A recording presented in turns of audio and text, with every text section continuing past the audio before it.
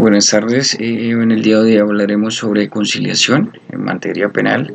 Como tal, tenemos un contenido específico, sería su definición, origen, elementos, clasificación, características, objetivos y principios. Pasaríamos a una definición. Está basada en 3 argumentos. Pues como tal, la conciliación sería un mecanismo alternativo de solución de conflictos en donde dos o más personas pues ejecutan un arreglo en base a sus indiferencias para solucionarlas, en este caso con ayuda de un tercero neutral que sería un conciliador. Tiene un punto de vista penal también que está relacionado como mecanismo de justicia restaurativa y restitutiva. Esto dirige a la esencia del conflicto, ya que pues en este caso se ocasiona un delito.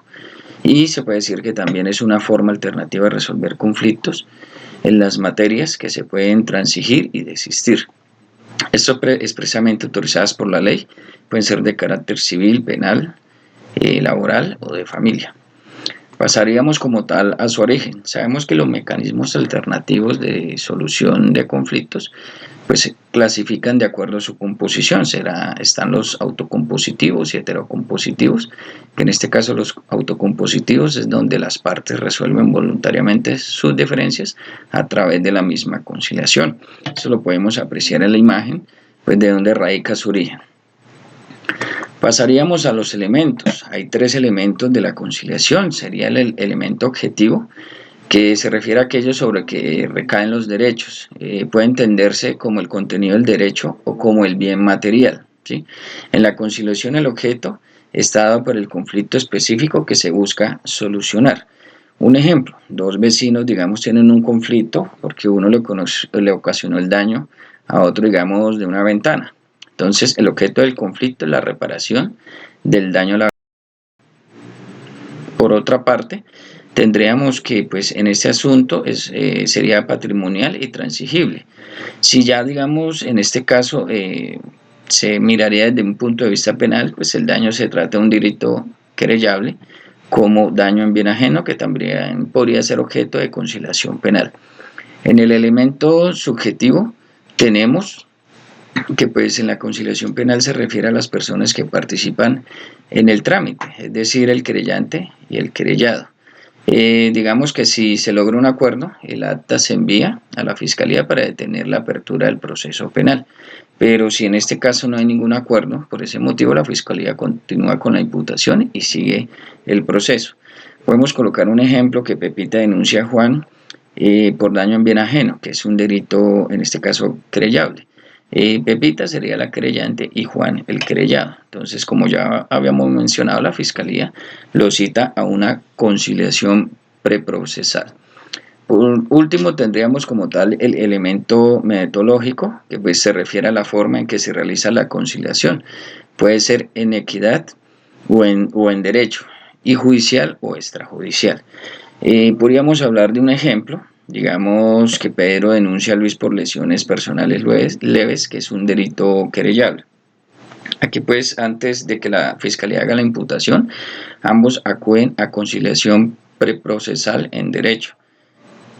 En este caso dirigida por un abogado conciliador, porque la ley exige que este tipo de conciliación se haga solo en derecho y antes del proceso.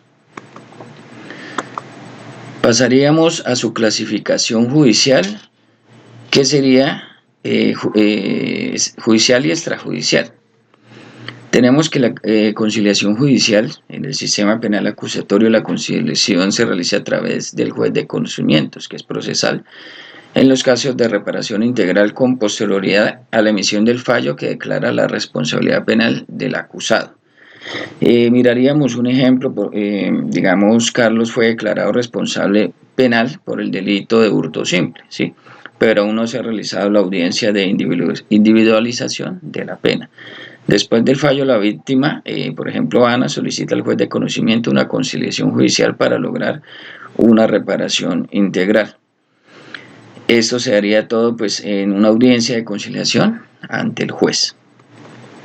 Pasaríamos a lo que es la conciliación extrajudicial o preprocesal. que en este caso por su parte es una conciliación que se lleva a cabo, digamos, ante un fiscal de salas de audiencia de atención a usuarios o unidades móviles de conciliación, ¿sí? Eh, o también pues a través de casas de justicia.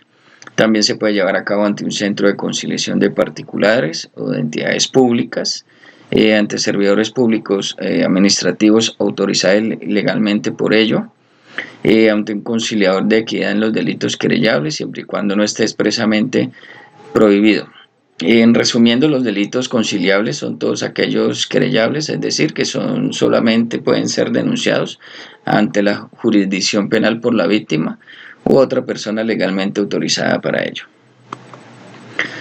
Pasaríamos como tal a un recuadro donde podemos ver la conciliación penal en Colombia sobre delitos querellables, donde tendríamos la parte de su clasificación, que sería la judicial, y la extrajudicial o preprocesal. Como tal, la judicial pues, se llevaría ante un juez de conocimiento, el sistema penal acusatorio, donde habría una reparación integral y pues un fiscal de instrucción, en este caso. La extrajudicial, que serían fiscales en el sistema penal acusatorio, en salas de atención a usuario y casas de justicia, centros de conciliación, conciliadores administrativos autorizados y conciliadores en equidad, como lo mencionamos anteriormente. Tendríamos por otra parte las características de la conciliación en materia penal. Pues debemos enfocarnos que es un mecanismo de acceso a la administración de justicia. Efectivamente ya sabemos que es un mecanismo alternativo de solución de conflictos. Es una forma de resolver conflictos con la intervención de un tercero. Es un mecanismo de administración transitoria de justicia, posee algunas características de acto jurisdiccional. Por supuesto, sería un acto jurídico y requiere petición del sujeto pasivo para iniciar la acción penal, pues como corresponde. Y es un sistema voluntario, privado y bilateral de resolución de conflictos. Tendríamos por otra parte los objetivos y principios de la conciliación. Uno de sus objetivos sería garantizar el acceso a la justicia y facilitar la solución de los conflictos sin dilaciones injustificadas, ¿sí? Que prime la celeridad, la imparcialidad y el debido proceso en estos casos. Promover la participación de los individuos y la sociedad civil en la solución de sus controversias o sus conflictos. En un Estado social de derecho, los particulares colaboran de esta manera en la realización de los fines y funciones del Estado, interviniendo activamente y evitando la conflictividad en la sociedad y dando fortaleza a la legitimidad del aparato judicial, porque así este puede resolver problemas de trascendencia social. Esto daría más confianza al sistema o a la administración de justicia como tal. Otro de sus objetivos sería estimular la convivencia pacífica. Esto es lo que pretende pues, los mecanismos alternativos de solución de conflictos. Esto pues digamos con fines de reginambre constitucional como la paz, la convivencia, la armonía y las relaciones sociales y el logro de un orden justo.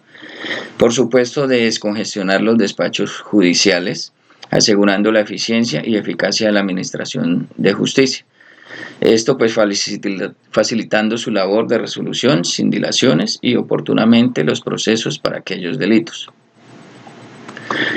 Tenemos por otra parte sus principios, que teníamos clasificados en derecho penal como última ratio.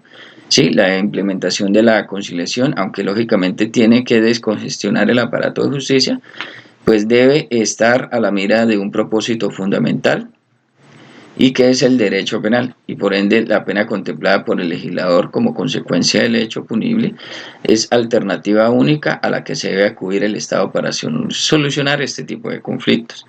Así, uno de los principios básicos de la conciliación en ese mecanismo de reconciliación resulta más provechoso para la comunidad del Estado y sobre todo para la dignidad de la víctima y el transgresor de la ley.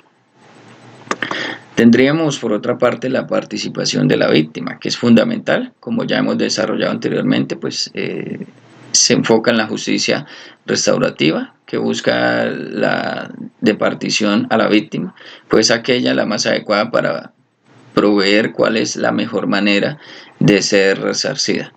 Y por otra parte, pues tendríamos la confidencialidad, que para el buen desarrollo del procedimiento se requiere la estricta reserva de los participantes, a los que a su vez genera la confianza suficiente entre las partes y el conciliador.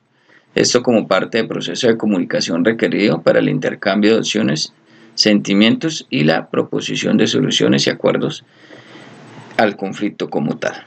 Esto sería pues más que todo lo que tendría que ver como conciliación en materia penal. Muchas gracias.